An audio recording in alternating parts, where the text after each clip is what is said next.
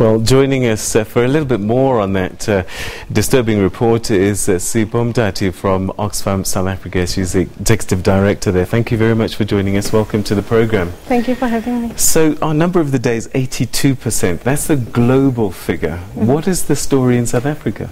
Well, the story in South Africa is that we know for a fact that 95% of total wealth in this country remains in the hands of 1%. How did that happen? Well, I mean, we outline in the report how both for South Africa and globally, the dynamic of extreme inequality we see today is as a direct result of choices that have been made by our governments, which have allowed, the kind of market structure and market capitalism, to run amok in the ways and to allow some of the kind of generalized patterns that we see all over the world, where the people who are actually producing the wealth, who are working the hardest, it is possible for bosses and for corporations, to decide what they're going to pay, them. And in many cases we see, and we outline this in the report, that those people are women in the majority of cases. So we are saying that this economic structure is broken. The rules have to be rewritten. We need to see some drastic action because, as you were saying, this is unsustainable for both the poor, certainly for nation states, and certainly for business people.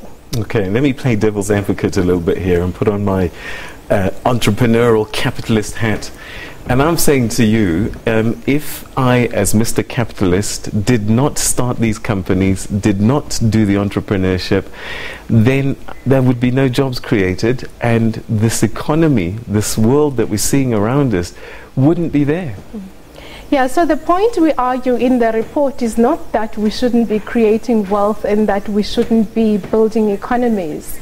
What we are saying is that the way it is happening, where many corporations, and we certainly see it here and we see it all over the world, for an example, are not paying their fair share of tax, and that the majority, the people who actually often pay the largest share of tax are the poor, workers who are earning these poverty wages that we talk about.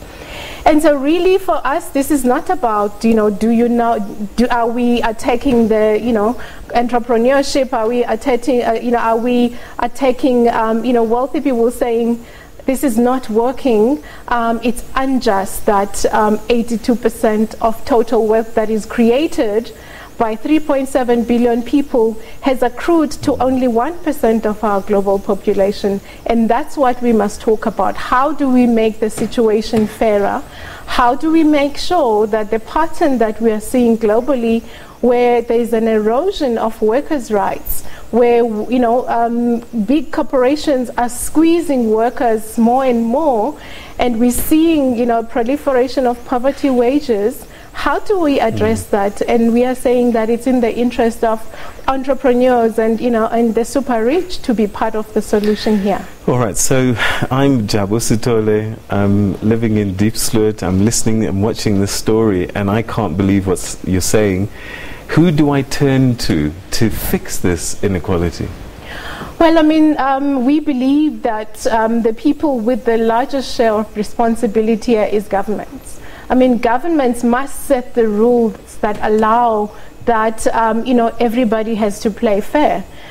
We know the situation in South Africa and in our continent and the world that, there is massive amounts of money that is leaving our countries through corporate tax dodging that should be going into, our national fiscus so that our governments have the resources to meet the needs of our population. We know the figures in South Africa, conservatively, at least $1 billion, dollars leaving the country every year. In the continent, more than $10 billion. And we are saying things like that can be addressed. We need a global initiative. Strengthen workers' rights and the right to bargain, pay workers a living wage. Those are some of the kind of small things that can be done. And we believe that this is not unattainable.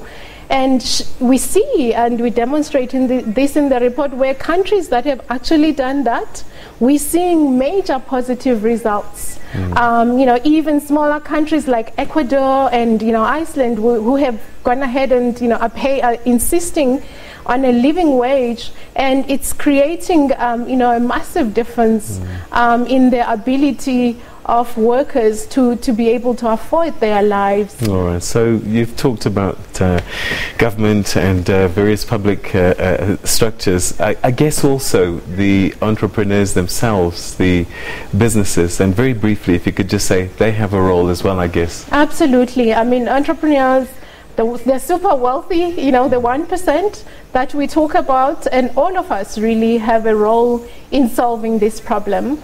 And that's why we are hoping that, you know, as the super rich meet in Davos, and, you know, long after that, we will see, you know, consensus in action building where, you know, we see corporations committing to paying their fair share of tax, committing to paying workers decent salaries, and, you know, supporting workers in strengthening their rights.